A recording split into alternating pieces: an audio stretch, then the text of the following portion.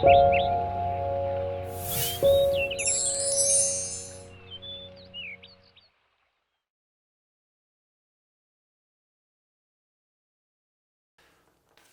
우리에게 주시는 말씀 마가복음 5장 25에서 34절 말씀 용건에서 교제로라는 제목으로 나누는 가운데 우리를 향하신 우리 삶에 하나님 말씀하시는 그런 음성이 들리고 우리 삶의 문제들 또 내게 주시는 그런 말씀이 우리 심령에 임하는 시간이 되실 수 있기를 바랍니다.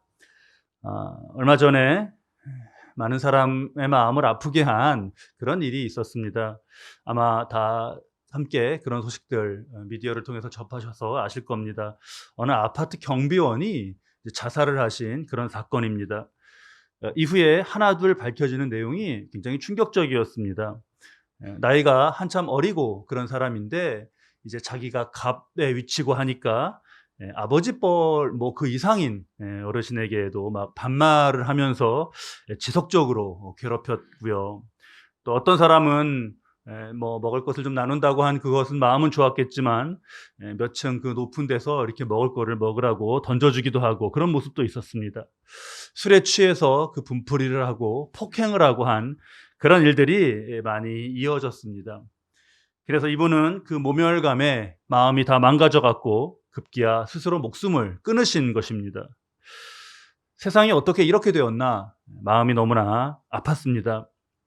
그런데 그 이후에 전개된 일이 더 충격이 되었는데 어 그분의 자살은 그 못된 몇 사람의 괴롭힘 때문일 거라고 생각을 했고 이제 사건이 알려졌으니까 그곳의 상황은 좀 이제 나아질 것이다. 그렇게 기대를 했습니다. 그런데 사람들은 경비원이 자살을 하는 일로 그 아파트의 명예가 훼손되었다면서 그 나머지 경비원들에게 보복성 해고를 통보하는 그런 일이 생겨난 겁니다. 약자라고 무조건 옹호해야 하는 것은 아닙니다. 하지만 사람이 죽었고 그 원인이 비인격적인 처사가 많았던 그 일을 어떻게 이렇게 정리하는 것인가 해서 참 놀라웠습니다. 이 사건이 제게 더 특별하게 좀 더 안타깝게 다가왔던 건 제가 어느 그 새신자 분과 그 대화했던 그런 내용이 오보랩 돼서입니다. 그때 그분은 이제 마음 가운데 하나님을 사모하는 마음이 있었어요. 내가 하나님께로 나아가야 된다 그런 마음이 있었습니다. 그런데 스스로 교회를 이제 딱 용기를 내서 가까운 교회에 이렇게 들어가지 못하는 그런 상황이었어요. 그런데 그분 사시는 아파트에 새로 누가 이제 이사를 오신 겁니다. 잘 만났는데 그분이 교회로 이렇게 초대를 했어요. 그래서 자신이 잘 용기를 못 냈던 걸 이분이 초대도 하고 하니까 교회를 간 겁니다. 그래서 몇 주를 그분을 따라서 교회를 갔는데 그런 가운데 고민이 생겼어요.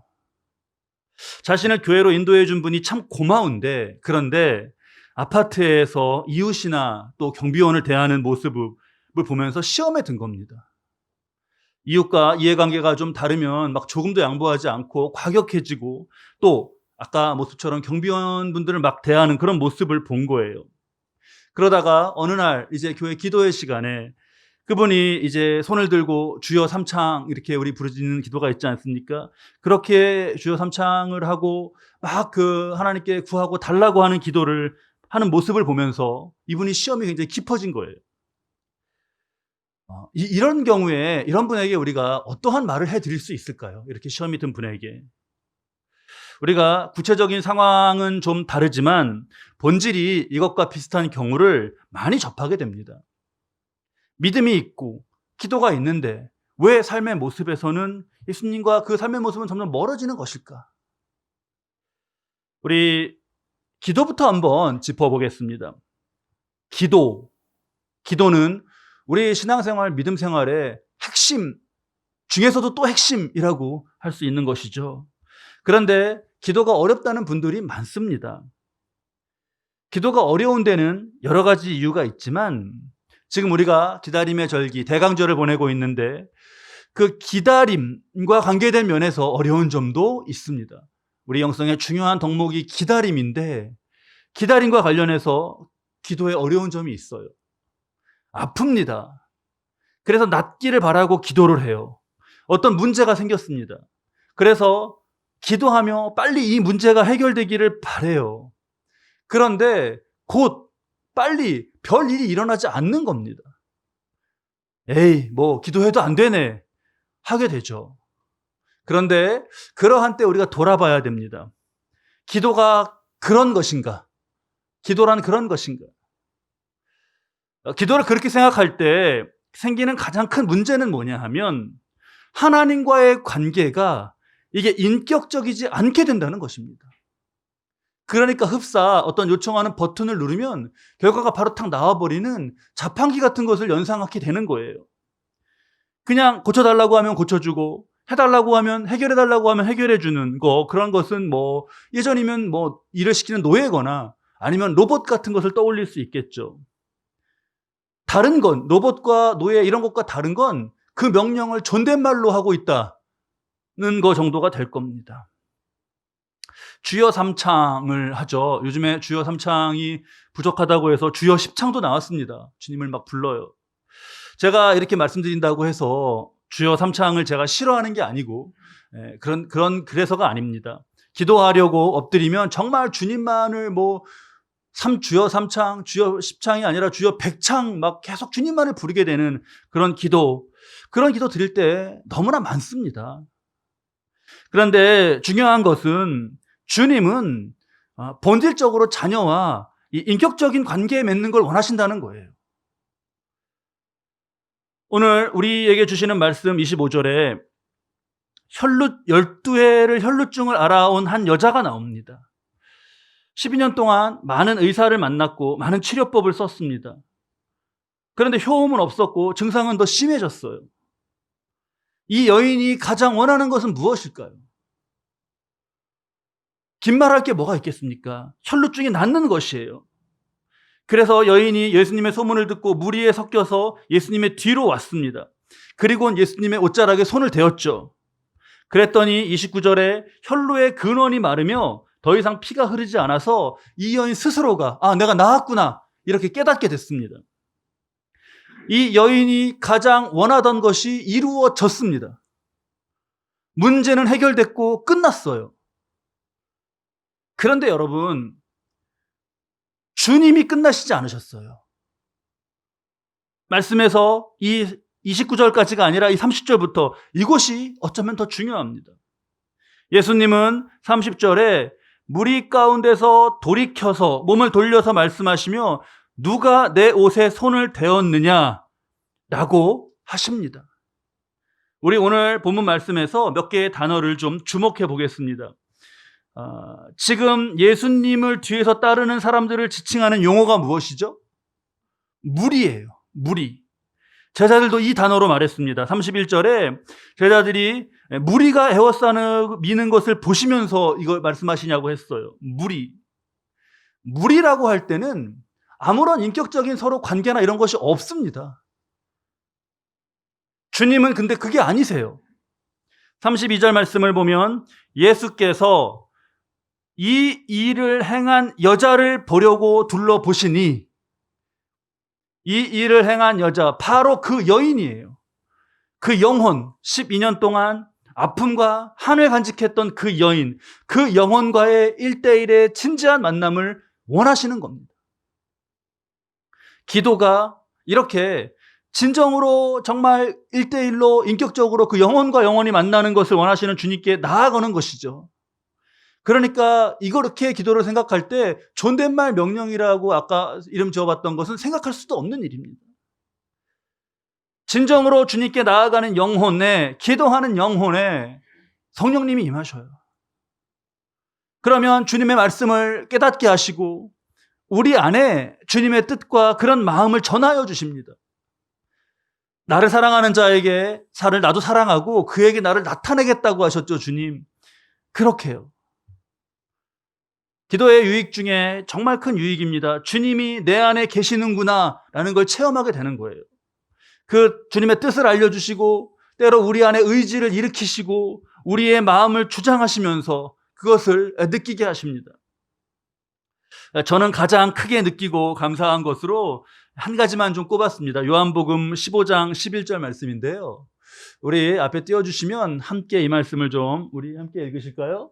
내가 이것을 너희에게 이름은 내 기쁨이 너희 안에 있어 너희 기쁨을 충만하게 하려 함이라. 전 이 말씀이 너무 좋아요. 주님의 기쁨을 우리한테 주셔서 우리의 기쁨이 충만하게 되는 것이요. 주님과 이렇게 교제하는 이의 삶이라면, 그런 기도라면 주님의 닮은 모습이 나타나겠죠. 그러면 이웃을 그렇게 대할 수 없을 것입니다. 주님 앞으로 이 여인이 나왔습니다. 그리고 엎드려 모든 사실을 여쭈니 했어요. 자신이 누구인지, 그 아픔과 지난 시간과 이런 걸 다 토로하고 알려드린 거죠. 이것이 주님이 원하는 진정한 만남. 그러니까 용건이나 용무가 아니라 교제로서의 만남의 자리였던 거예요. 모든 걸 다 토로하고 정말 깊은 한숨 가운데 그 여인의 속이 풀렸을 때 주님이 이렇게 말씀해 주셨습니다. 34절에 딸아 내 믿음이 너를 구원하였으니 평안히 가라. 여기서 지금 이 여인을 주님이 뭐라고 부르시죠? 딸아. 우리 주목했던 단어들이 무리였죠. 처음에 무리에서 한 여자, 그 여자고, 그리고 딸이 됩니다. 딸은 관계가 전제된 호칭이잖아요. 아버지, 나의 생명의 근원이신 분, 그 하나님과 내가 아버지, 아들, 딸 이렇게 자녀됨, 그런 지극히 근본적이고 지극히 인격적이고 그런 관계됨을 회복시키시고 상기시키시는 그런 부름이었어요.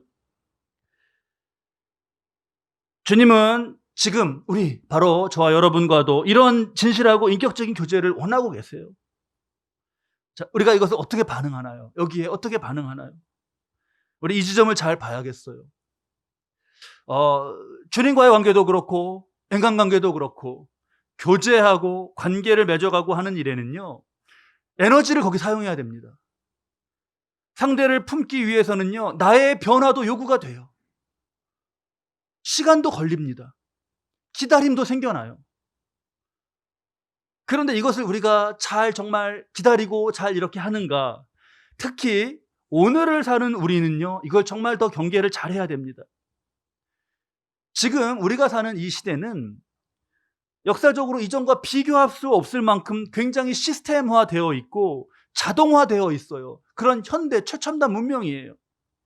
우리의 감각은 이제 이 세상 속에 살면서 기다림을 점점 불편하게 여기고 답답하게 여기고 그렇게 돼요. 인터넷에 이렇게 인터넷을 하다가 이렇게 어디를 들어가려고 클릭을 했는데 약간 뭐 이렇게 그 버퍼링이라고 하죠. 7초, 8초. 예전에는 7초, 8초 뭐 이렇게 되면은 하고 다시 뒤로 넘기고 그랬대요.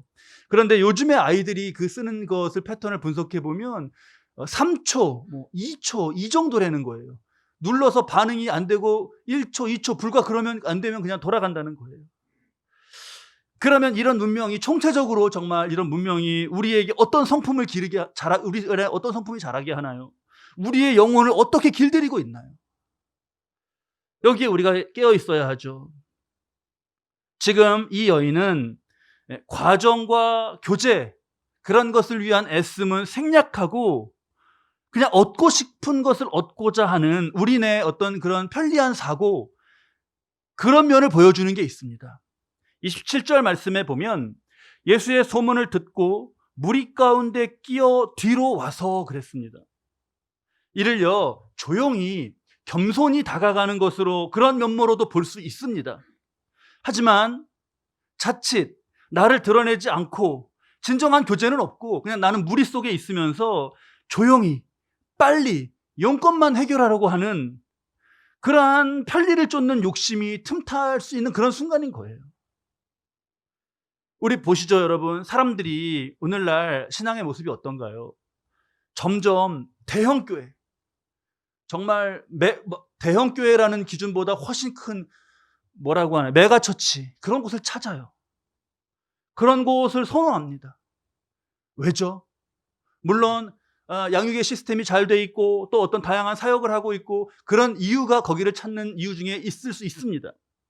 그런데요, 그것보다 훨씬 많은 이유는 뭔가요? 무리의 몸을 담고 나를 숨기고자 하는 익명성의 위험이 거기 있어요. 근데 어나니머스가 되는 거죠. 나를 드러내지 않는 거예요. 내 이름, 이름 밝히는 것도 나의 하나님 앞에서 나의 정체성, 그것을 드러내지 않는 겁니다.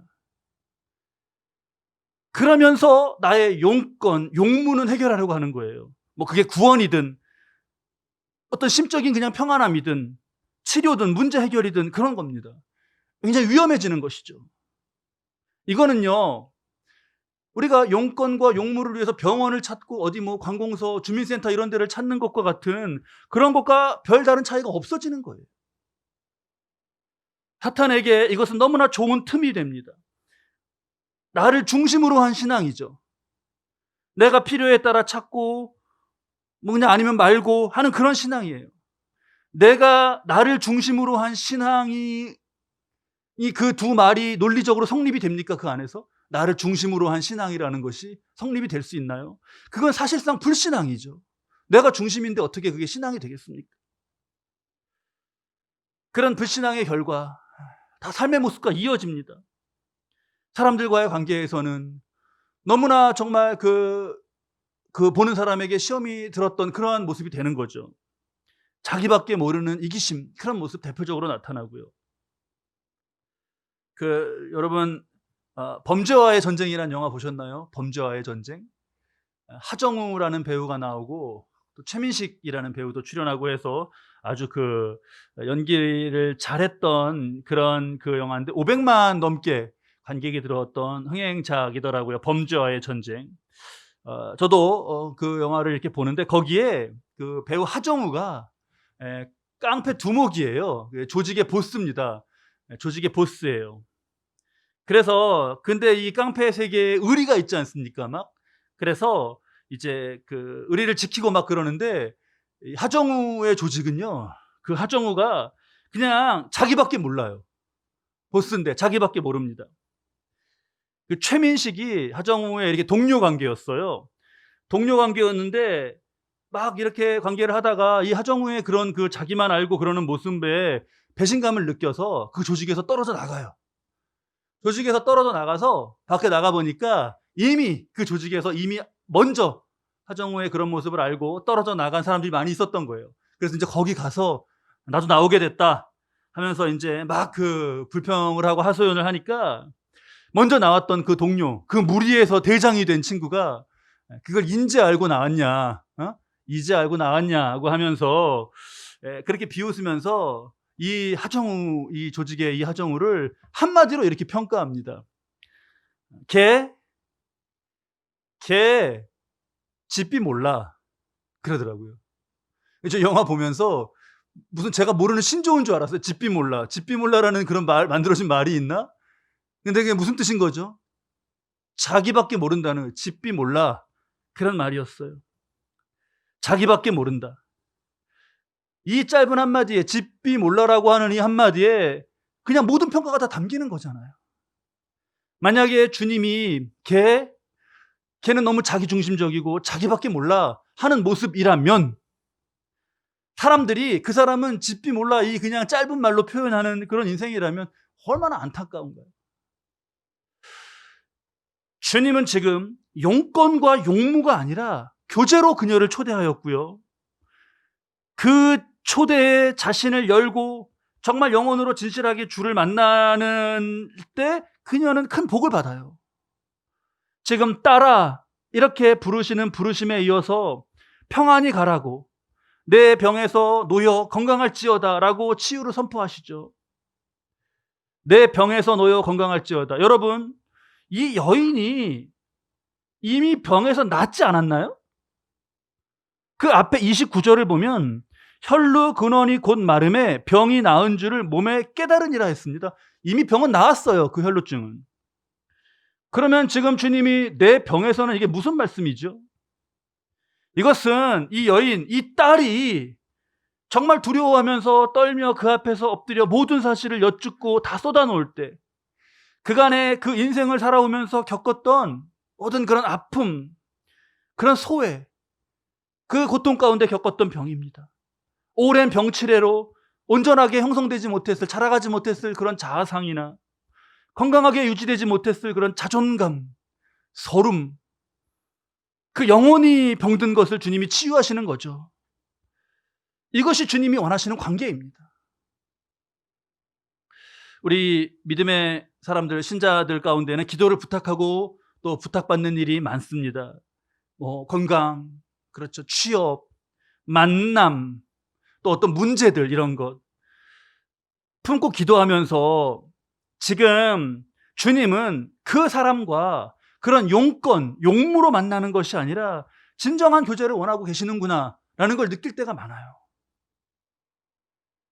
그래서 그런 문제 해결을 위해서 정말 말씀을 좀 이렇게 공부하고 기도하고 하는 것을 제안할 때가 많습니다.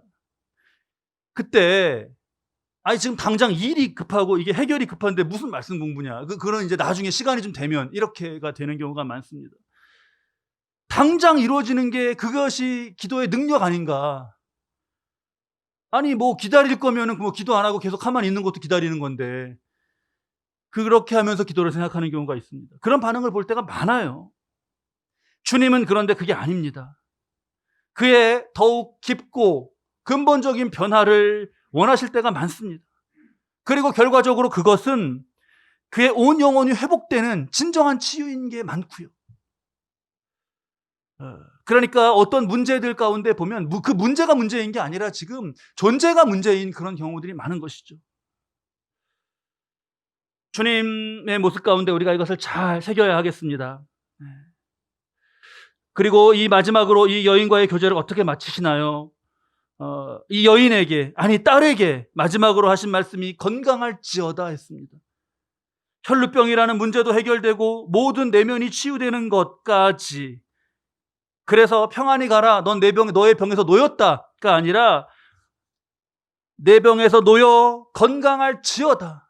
앞으로도 정말 이후의 인생의 앞날에까지도 전인적으로, 존재적으로 건강을 유지할 수 있도록 그것을 주님의 권능의 말씀으로 선포하신 거예요. 축복인 것이죠, 정말.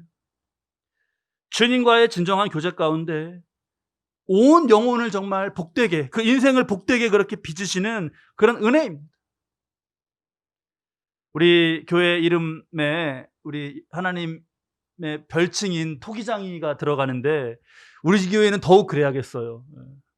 진정으로 정말 그 토기장이처럼 빚으시는 그 가운데 전인적인, 전존재적인 정말 그런 건강함이,